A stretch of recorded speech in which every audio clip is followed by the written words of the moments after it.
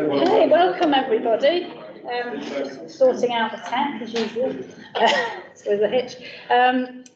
Welcome. This is a really exciting day, so I'm really excited to be able to welcome you all to Cambridge. I gather a few of you had navigational issues through no fault of ours. Unfortunately, it seems like the postcode on the website directly into the park and ride is not quite right. So apologies for that. We'll see if we can get that fixed for next time.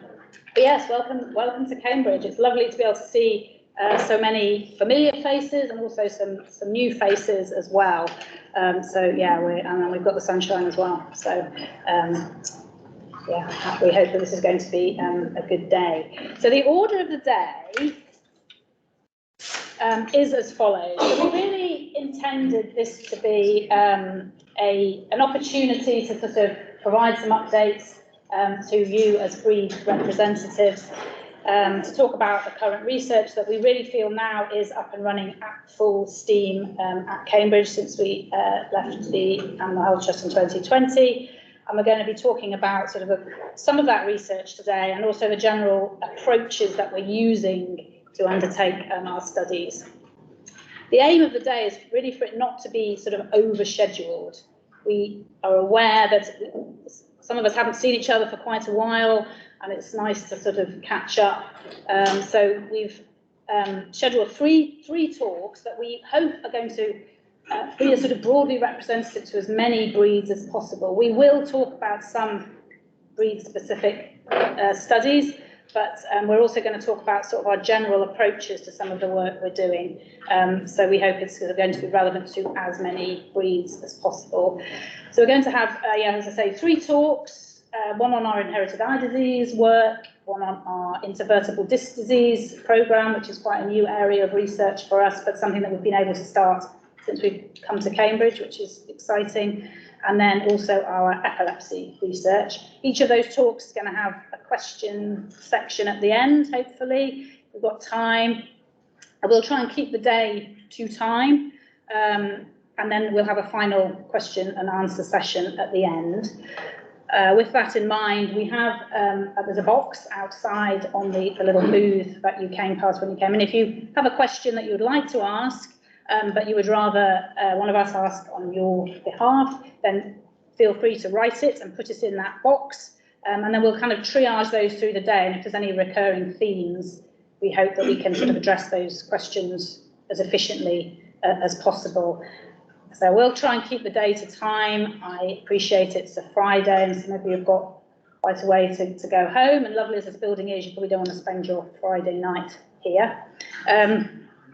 So I'm just going to say I've got a few more slides and then I'm going to hand over to Mike Herrtage, who's sitting at the front here, who is one of the Kennel Club Charitable Trust trustees and also a professor of internal medicine here at Cambridge. So he's got a couple of hats on today. But I've just got a few more things to say before I hand over to Mike. I should also say we are recording all of today. So just be aware that if you ask a question, it will be recorded. And then also another important thing, after lunch, we're going to let you have your lunch first, and then at 1:45, we would like to do a group photo, weather permitting, outside. So if you could eat your lunch, and then those of you who are willing and able to go downstairs and have your photograph taken, that may go onto social media. I should probably give you that notification as well these days. But yeah, we'd love to have you all there, and we'll remind you about that as well as we go through. I would just like to take the opportunity to talk to you a couple of slides about our own canine genetic testing service, which we got started, we established when we came to Cambridge. I have always felt it's very important that the Kennel Club Genetics Centre has a little bit of agency over DNA tests that are available to breeds, and especially over the DNA test that's developed from our own research. So this is a brand new service that we established at Cambridge, but it uses a lot of the experience and expertise that was represented in the DNA testing service that was at the AHT. It's financially completely independent from the Kennel Club Genetics Centre, so it funds itself. But every penny that we make on top of our costs, once we've covered our costs, all the profits go to fund canine genetics research projects. And I don't think certainly any other UK genetic testing service makes that promise, and I'm not aware of any in Europe. So we're not making a lot of money yet because, to be frank, not enough people are using the service. So the message I'd really like to give is please consider using CAGT for your DNA testing needs.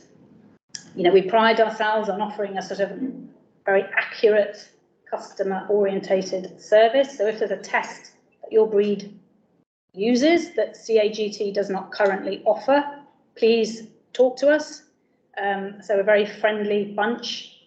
We would love to help make the tests that you want available. We gave you some bits of paper this morning. There's a discount code in there that you're free to share. So if you've already put that in the recycle, I want to fish it out again.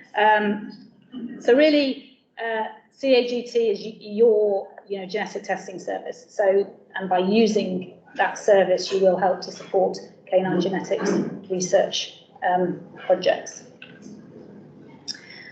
I've just put this slide up to embarrass everybody, to just introduce you to some of the team, some of whom are here today.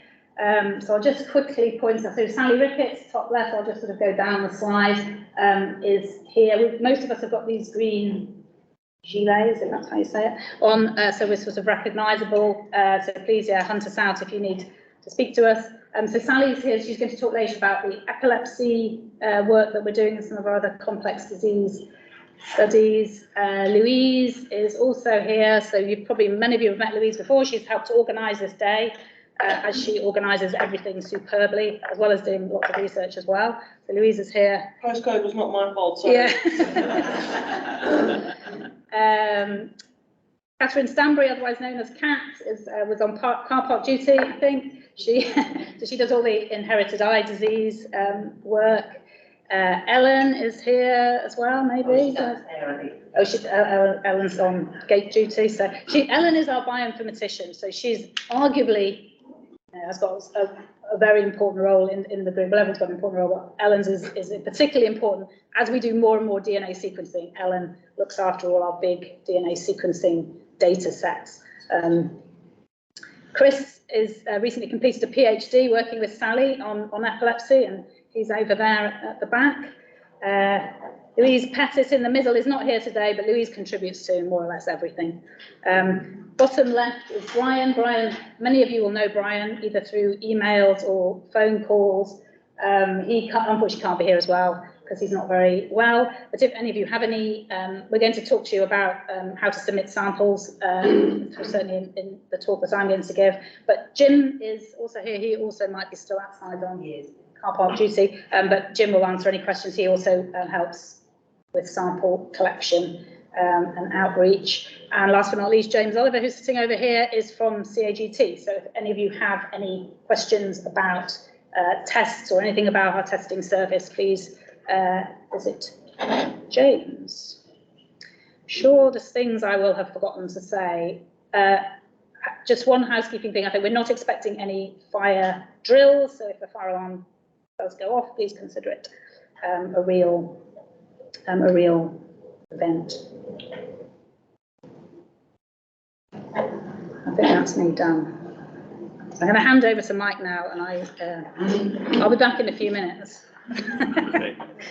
Take it away. Thanks very much indeed, Catherine, and it's a real pleasure for me to welcome you to the University of Cambridge. The West Cambridge site or campus is the one that is devoted to science, technology and engineering, as well as veterinary medicine, who were the first to be here. And those of you who did get to the park and ride will perhaps have walked past the veterinary school. It's the older building just to the left of this hub. It is, if you're architecturally interested, made of handmade Belgian bricks imported in the 1950s, and the roof has got green Welsh slate that's been individually carved to give you a perspective of a roof going up. That, of course, is not possible nowadays, although there are some expensive buildings here. They don't perhaps have all those architectural features that the older buildings in Cambridge have. For those of you who don't know me, I'm Mike Herrtage. As Catherine has mentioned, I am Professor Emeritus in Small Animal Medicine at the Veterinary School here in the Department of Veterinary Medicine. I was Dean of the Veterinary School until 2018. The University of Cambridge has an enforced retirement age for academics, which I certainly do approve of, because I don't think academics should just continue going on, but I still work for the university in an unestablished position. I'm also a trustee of the Kennel Club Charitable Trust. I've been a trustee for over 20 years, and so I've been involved a lot with giving money for research, and much of that research has been done at the Kennel Club Genetics Centre. I've worked with the Kennel Club Genetics Centre since the mid-1990s. I have an interest and research interest in metabolic and endocrine disease. One of the areas that I've worked on has been in Bedlington Terriers with their copper-toxicosis, and also with Barbara Skelly with Keeshunds with their idiopathic primary hyperparathyroidism. And the interesting thing from my point of view is that that research is still ongoing, not necessarily with me leading it, but whilst we have genetic markers for these diseases, it's important to monitor for these diseases because other genetic traits do produce similar changes. Of course, the reason that the Kennel Club Genetics Centre is here is because of the collapse of the Animal Health Trust that housed the Genetics Centre previously. And when the collapse of the Animal Health Trust occurred, I went to Bill King, the chairman of the Kennel Club Charitable Trust, and also to James Wood, who was the head of the Department of Veterinary Medicine at that time, and encouraged them to offer through the university a place to house the Kennel Club Genetics Centre. And that was fairly slow because this was the middle of COVID. It was difficult to get machinery across to develop the laboratory to the stage that it's in now, but it's now fully up and running, and it's great to have that capability within the Department of Veterinary Medicine. And as you will see from the research today, there's a lot of collaboration between the two areas. So without more ado, I'll hand back to Cathryn Mellersh and her team. They're going to present all the exciting work that they have ongoing at the moment for many of your breeds, and it's with your support that this research is possible, and you have to remember that, and you have to reflect on that, that without your support, a lot of these research projects would not necessarily go ahead, because there's not a great amount of money for small animal or dog canine research in this country. So thank you very much. I'm sure you'll have an enjoyable day. I shall be around for most of the day, and certainly around for the Q&A at the end of the day. So thank you very much indeed.